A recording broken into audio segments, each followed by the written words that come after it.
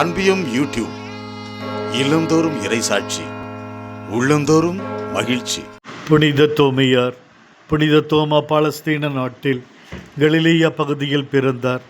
இவரது தந்தை படகு கட்டும் தொழில் செய்து வந்தார்.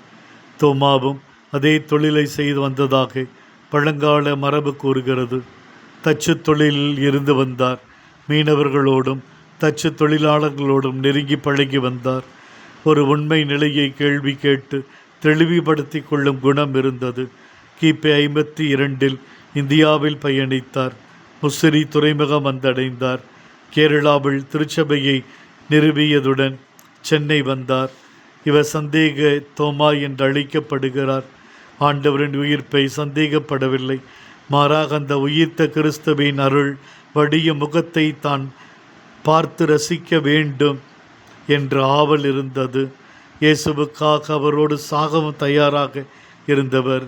நாமும் போவோம், அவரோடு இறப்போம் என்று துணிவுடன் சொன்னவர். இவர் விசுவாச பிரகடனம், என் ஆண்டவரே என் கடவுளே என்று அறிக்கையிட்டார். புனித தோமாவின் உண்மையை தெளிவர தெரிந்து கொள்ளும் மனநிலை நமக்கு வேண்டும்.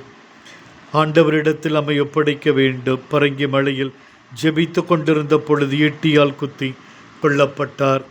புனித தோமாவை எங்களுக்காக வேண்டிக் கொள்ளும். அனைவருக்கும் திருநாள் நல்வாழ்த்துக்களை தெரிவித்துக் கொள்ளுகிறேன்.